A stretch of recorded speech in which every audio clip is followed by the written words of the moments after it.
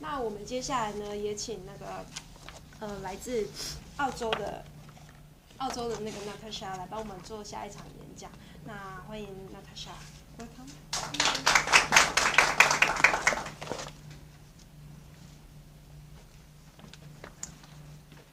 Good morning. And thank you very much again for inviting me to Taiwan. It's been a real experience, particularly enjoying your food, which I knew very little about before coming here. We've had some amazing meals. It's been very exciting for me to be here. I'm going to start with a little bit of history of restaurants and restaurant reviewers in particular. So the very first restaurants appeared in Paris in the 16th century, but it wasn't until the 17th century that we actually see the first restaurant reviewer that can compare to a modern day reviewer. Alexandre Balthasar Laurent Grimaud de Renière put pen to paper as a first critic. He started a guide called the Almanach de Gourmand. It was published between 1802 and 1813, and it listed all of the restaurants in Paris, as well as picking out particular favourites of a jury that he put together. So they would go every week and dine in a different restaurant and write it up for their Almanach. And it was a very successful guide. The first ever copy sold 20,000 copies, which is pretty extraordinary in those days. And restaurateurs and purveyors of food in Paris competed to be in the guide because it was considered to be very desirable and very good for their business. In 1900, the brothers André and Edouard Michelin published what was then a driving guide to France. It covered mainly provincial France and also included places to eat as well as hotels to sleep in. They also introduced the first fine dining star in 1926, and 5 years later they introduced the second and third stars, first in the French provinces and later in Paris.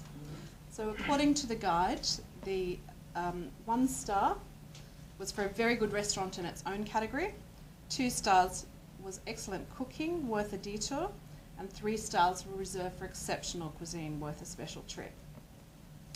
Today, Michelin is considered one of the most important guides in the world, and apart from, of course, the top 50, and many restaurants around the world strive very hard to get a star or 2 or 3 stars, and many restaurant guides even today are modelled on the Michelin system.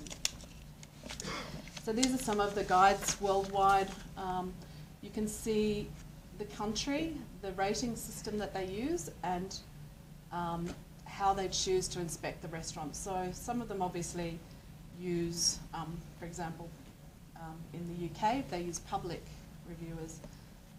The age Good Food Guides in Australia are considered to be probably the best food guides that we have, the most well respected. The Age Good Food Guide covers Melbourne and the state of Victoria.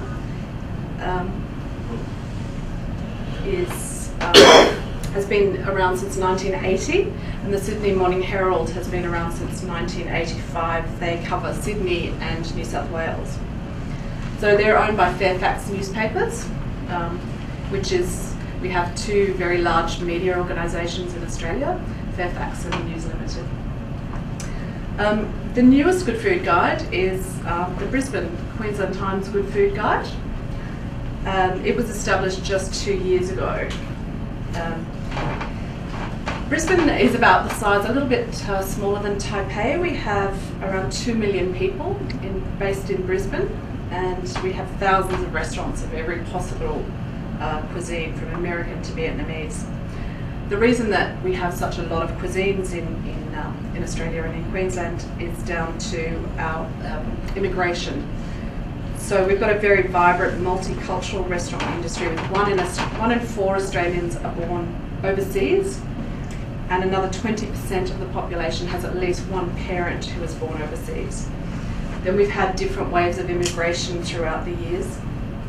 You can see in the early years, so one of our earliest ethnic cuisines, I guess, was Chinese. They came in the 1850s in the gold rush. Then we had, after the war, we had lots of Europeans coming to Australia. and now there's a strong influx of different Asian countries as well as some African. These are just a couple of examples of some of our restaurants in Brisbane. So Queensland, my state, is known as a sunshine state. We have very warm weather and lots of beautiful natural attractions like the Great Barrier Reef. We have rainforest, some beautiful islands. And it's resulted in a growing local population and also a thriving tourist industry. There's also been a lot of changing regulations around restaurants and licensing laws in Australia over the last few years. Back in Brisbane, back in the 60s and 70s, there was no al fresco dining, so you weren't allowed to eat outside. There was no pavement dining. That has changed. We have lots of now licenses for small bars, so small bars have set up around the suburbs. It used to be quite difficult to get a liquor license, so it put off people from setting up small and expensive bars, which has changed. So in 2011, Fairfax decided that the time was right for there to be a guide, that Australia's, we're the third largest city, and it had come of age, it was ready for its own guide finally. So I'm going to talk a little bit about how to build a guide. Obviously I had to start from scratch to build this guide. All guides, I guess, are different in who they choose to include in their guides. For us, as the name suggests, we only choose to include restaurants that we think are good enough. So not all of our restaurants, obviously, in Brisbane or Queensland appear in the guide. In the beginning of the reviewing period, it's my job as the editor to decide who might possibly fit into that category.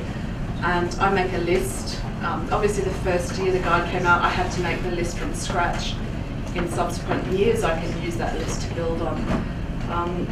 Usually there's around 550 in the beginning, and usually we drop about 50 of those after reviewing them, or they can close down in the meantime as well.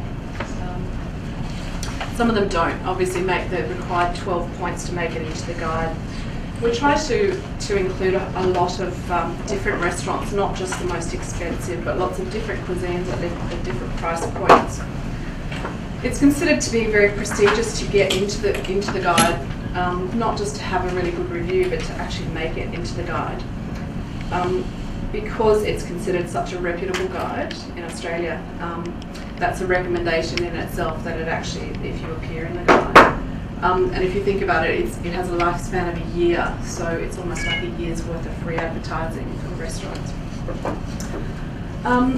We have a very large geographical area to cover when reviewing. So this is the capital of Queensland, Brisbane. We go all the way north, just past Cairns to Port Douglas. The eastern coast is the most inhabited part of Queensland, so we go a little bit out west, but not very much there. Frankly, there isn't a lot out there. Queensland is actually 1.7 million square kilometres, so it's nearly twice the size of the European Union. The guide's divided into different regions. We break this down into different regions. So there's the Gold Coast, which is this area south of Brisbane, then the Sunshine Coast, which is slightly north. Then we've got Ipswich and the west, a little area here. Central Coastal Queensland, which is this bit here, and then up to the far north of Queensland. So to give you an idea of this distance, this is about the distance that we cover is about the distance from Taipei to Osaka, Japan, is where we cover.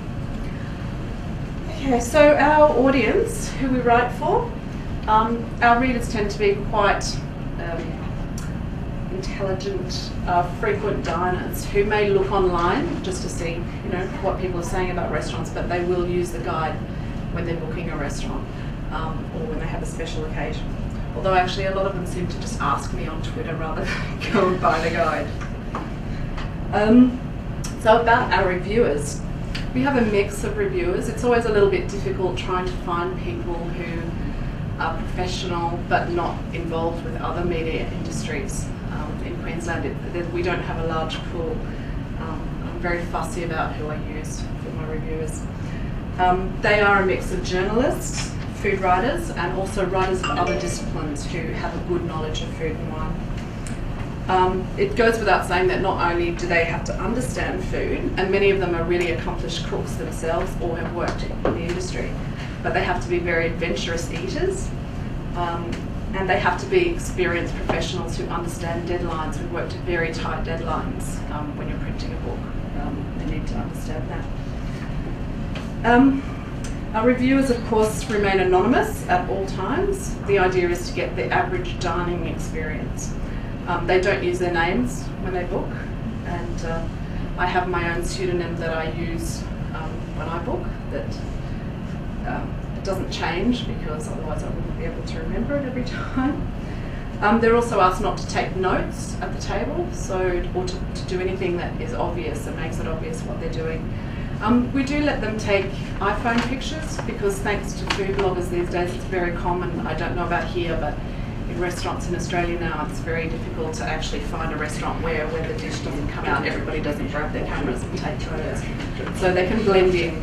And it's very useful to have photographs, I think, when you're describing a dish later, to jog your memory of its composition and flavours and everything else as well. Most of our reviewers are good at taking mental notes. You know, that's one of their skills, is to remember flavours and how things tasted. It's more about, you know, the ambience of the decor that they probably need to take notes. It's quite acceptable for them to later, we ask them not to approach the restaurant while they're still there and ask them questions, but we do allow them to email or phone afterwards. Most of our reviewers create an anonymous email address, so they can email the restaurants to ask them or to clarify any questions that they have without the restaurant actually knowing who they are. Because it is a small town in a way, everybody knows everybody else, and if you give a not so great review, or review, I guess, that the restaurant thinks they deserved more, you don't want the person to be identified, the reviewer. We review restaurants multiple times, not just once. Particularly if a reviewer has nominated a restaurant for a potential award, or they think it's worth a hat, or they think that it should have a hat taken away. We think this is really important because restaurants change, they can have a bad day, chefs change, and so I think it's important that we do that we do it more than once. Problematic restaurants, so restaurants, and we have had some of these, that, you know, restaurants that may have been hatted before that just haven't performed when the reviewer has gone. I will go myself or send one of the senior reviewers to go and check it out again. When it happens that reviewers come back with a report that's a little bit negative of a restaurant, we also ask them to write a report to me detailing very specifically what was wrong with the restaurant, because the restaurateur will contact me when the review comes out and they want to know specifically what was wrong. And I think it's good for them to get that feedback, but it's also good as a backup for me to be able to say, well, this happened and that happened. That's why you got the score that you did. Because no restaurateur is ever happy with the score that they're given in the guide. They always think they deserve more. So about the process, it's a fairly time-consuming process for us because of the geographical area that we have to cover. So reviewers will fly into areas. For example, in North Queensland, we have to fly them up, and they'll often stay for up to a week. And as Maura can probably tell you, she was one of my North Queensland reviewers. It's very hardcore. You have to eat breakfast, lunch, and dinner every day for 7 days. So it can be quite exhausting. The reviewing period is normally around 4 months. So we start usually in October, and we finish in about January. But because of the changes that happen in the restaurant industry, we actually review right up until the printing of the book. So we have, one of the differences I think with the Good Food Guide is that we really pride ourselves on the integrity of and attention to detail, and we have lots of systems in place to ensure that our reviews are as accurate as possible. This is a little bit about our mission statement. This is what we consider ourselves to be the the Bible for eating out in Queensland, really. And accuracy and fairness, I think, are two really important things as far as I'm concerned. Before they even start reviewing, reviewers have to sign a confidentiality agreement, which says that they won't obviously sell those reviews to other publications, that they will behave in an appropriate manner, that they won't reveal themselves. They need to declare conflicts of interest. Food writers, I think most of us know restaurateurs, or we know people in the business, so they need to tell me about that. We always pay for our own meals, always. We will never accept free meals.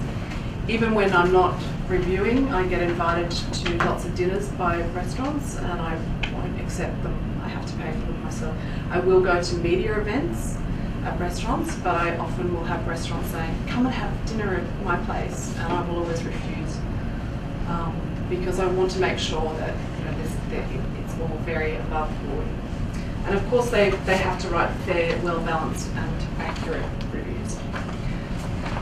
So this is the process over the period. So the reviewer does the review is sent to me as the editor. It's then sent to the production manager, who is actually in charge of putting the book together. It's then sent from her to a sub-editor, who will, it's like a second check of the work I've done as well, editing it. Then it goes back to the production manager for checking, back to me. And then towards the end of the process, we have a proofreader who goes through all of the reviews in the guide for grammar and style, etc. And we have a fact checker who will then, right at the end before it goes to printing, will ring every single restaurant mentioned in the guide, check the phone number's correct, the address is correct, the chef's name hasn't changed. Every little detail is checked, and then it comes back to me in case in that interviewing period I know something else has changed. And then it finally goes to the production team and will be printed. So it's a very long process, but it's very important for us to be considered to be really accurate. So with our score, well, some of the challenges of reviewing, obviously, we do get recognised. We don't quite go to the extent of having disguises, but we try to be under the radar. So there are a few different ways you can do this. It's surprising actually how little you do get recognised, because normally it's the chef that you know, not the wait staff who change very frequently. So unless the chef is out of the kitchen a lot, they're not going to know that you're there. I have been told that my photograph is in some of the better restaurants who are more clued up in Brisbane. And I'm really intrigued to see which photo that is, because I take such terrible photos, I'd like to know what it is. But they certainly don't recognise me, except for some of the top restaurants. Staff changes, of course, in the hospitality industry. I don't know how it is here in Taiwan, but it's constantly changing in Brisbane, staff. And problems, of course, between the time of putting the guide together and the printing time with those changes. So about our scores, the bottom line is, does the restaurant deliver on its promises? If it says it's an upmarket restaurant, you expect a certain level of service. If it's a more casual restaurant, then you're going to be more flexible. So our reviewers look at everything from the time that they book and how their booking was taken, to how the wine was served, what the restaurant looks like, and they will assign them a score out of 20. That score, we believe, I think, that dining out is a whole experience. It's not just about the food.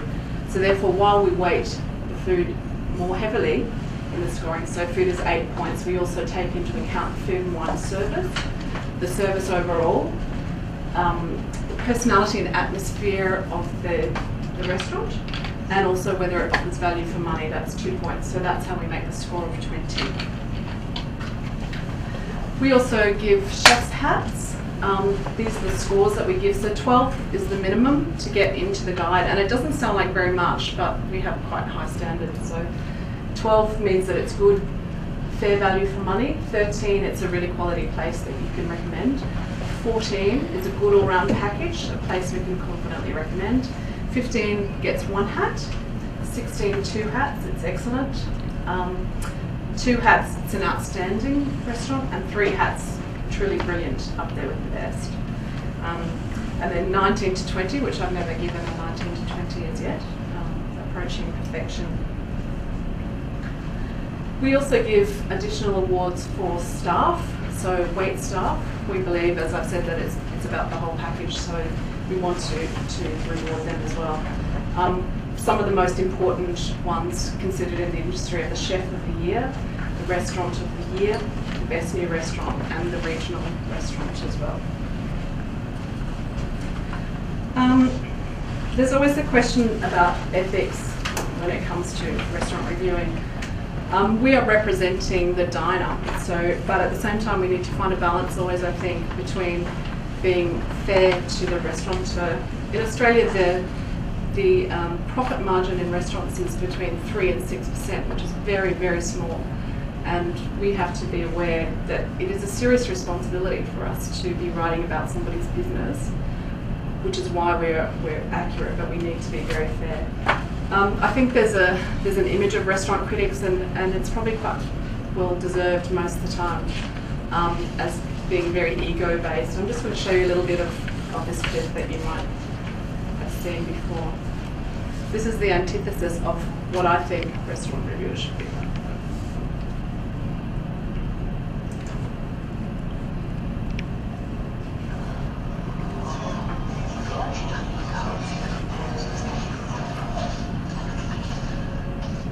You are Monsieur Linguine.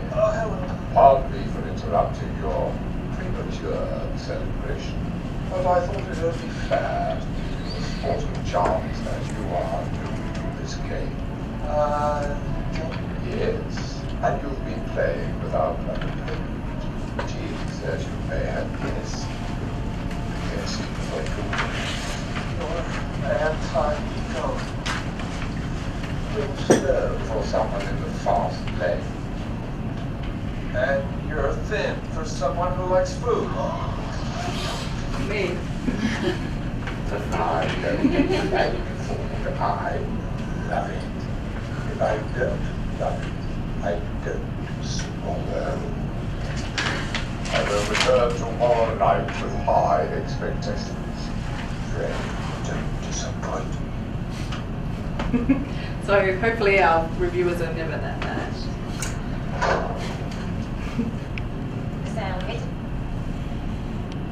We hate to be rude, but we're French. Eh?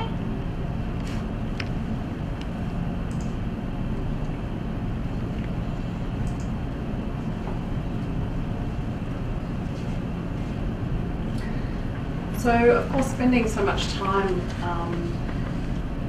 in restaurants, we get to put together a good picture of trends that are happening. I don't know how many of these are global or how many of these would apply to Taiwan. But one of the biggest ones, I think, is the casualisation of restaurants. We are doing away with the tablecloths, with the very formal service. There's a handful of restaurants in Australia left who would actually do still the service these days. Very, very few. We're having more flexible hours. It used to be in Brisbane that you couldn't eat out late at night. And it's more flexible in the way you can eat as well. So there's a breakfast to dinner menus. So you can kind of go to a restaurant these days and eat at any time of the day. You could have breakfast at 3 o'clock in the afternoon if you want. There's a really strong focus in Australia at the moment on sustainability and organics and using local food. Nose to tail dining, and there's a growing trend in Brisbane, but all over Australia actually, for chefs to have vegetable gardens. In Brisbane at the moment as well, there's a trend for beehives. So a lot of restaurants have beehives on their rooftops, and they'll use the honey in their restaurants. Even the crockery that we use has changed, so it's no longer big white plates. In Australia you find lots of textural coloured plates. They don't necessarily all match all the plates at the table. Even the way that the dishes are presented, so you'll find less elements on the plate is less busy. Lots of use of micro herbs and edible flowers. So the idea is for it to look casual and kind of thrown together, but in a controlled sort of way. Share plates and smaller portions of food is very popular at the moment. It's not a cultural thing for us sharing food, it's something that we've adopted. But yeah, it's very popular. We're trying to, apart from the upper level restaurants, we are trying to have more casual restaurants and lower prices. It's making chefs have to work harder because the diner is expecting really good value for money. So they're doing things like embracing cheaper cuts of meat and slow cooking them, and going back to basics in a way with what we eat.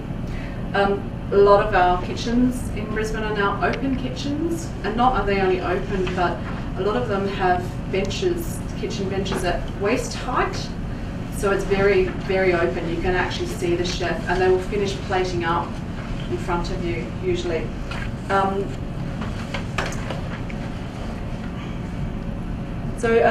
Also vegetables. Vegetables are taking centre stage. It's a big trend in Australia at the moment.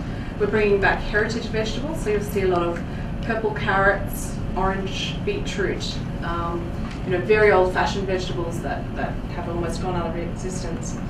One of our 2 Hat restaurants in Brisbane actually puts on a vegan dinner every couple of months. They're not a vegan restaurant or a vegetarian restaurant, they do it just because the chef is interested. And it's sold out every time they put it on, it's sold out within days usually. Brisbane's only 3-hatted restaurants, so we only have 1 3-hatted restaurant in Brisbane, and it incorporates many of these trends. It's got a very open Scandinavian-inspired decor. The chefs, it's got the open kitchen. The chefs will often deliver the food to the diners themselves rather than just having wait staff, and will explain it to the diner. This restaurant only uses sustainable seafood, so he's refused to use tuna, for example, for the last 2 or 3 years. It's a degustation only menu, so he changes it every day depending on what people find and what's fresh. All the plates are handmade, textured, interesting colours. There's one dish he does that's actually 2 slices of dried wagyu that are sandwiched together with kimchi, and it's actually served in an envelope. You take it out, it's like a little yellow envelope, you take it out and you eat it like a sandwich. They bring sourdough bread to the table for you just the dough in a container, and as you're eating you can watch it rise, and they will then bring it back to you when it's cooked. And I guess one of the trends is, rather than diners just being observers and eaters, restaurants are trying to engage diners in a more kind of friendly way with the experience, whether it's talking to them about where the food has come from or to watching the chef actually prepare it. This is something that I firmly believe in, a day that we have, everybody can be a critic these days if you've got access to the internet, but I believe that critiquing is important enough to be done by people who have experience and who don't have anything to gain from doing it. Thank you very much. That's about all. If you have any questions, let me know. No questions? Okay, thank you.